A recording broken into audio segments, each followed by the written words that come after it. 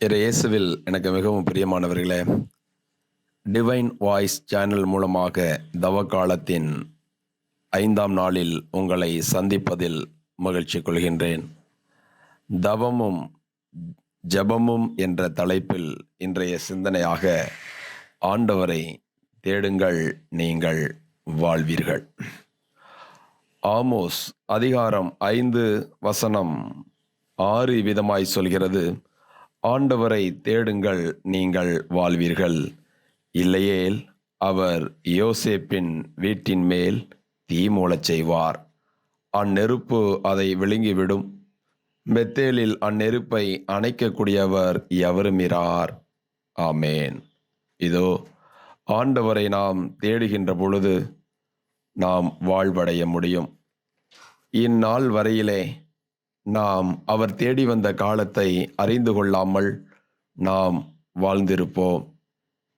லூக்கா நற்செய்தி அதிகாரம் 19 வசனம் 44b சொல்கிறது: கடவுள் உன்னை தேடி வந்த காலத்தை நீ அறிந்து கொள்ளவில்லை.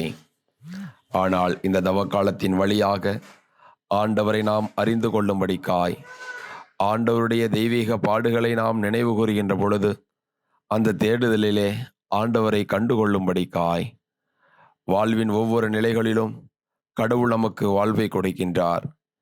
தேடாமல் அழிந்து போக வேண்டிய நாம் தேடுகின்ற பொழுது வாழ்வையே சுதந்திரித்து கொள்ள, இந்த மண்ணுலக விண்ணுலக வாழ்வின் ஒவ்வொரு நிலைப்பாடுகளிலும் ஆண்டவருடைய தெய்வீக ஆசியை பெற்றுக்கொண்டு வாழக்கூடிய மகனாய் மகளாய் நாம் இருக்கும்படிக்காய் கடவுள் நம்மை தேடி வருகின்றார்.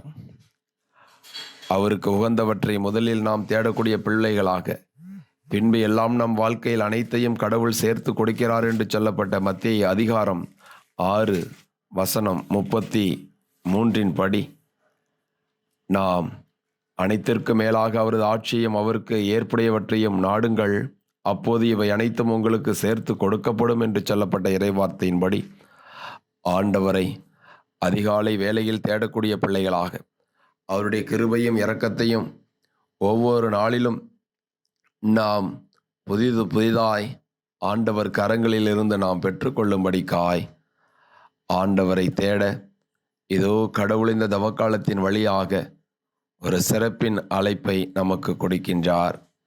இந்த நாளிலாவது உணர்ந்தவர்களாக நம் கண்கள் திறக்கப்படும்படிக்காய் இதய கதவுகளை திறந்து வைத்து ஆண்டவரை அனுதினமும் தேடுவோம்.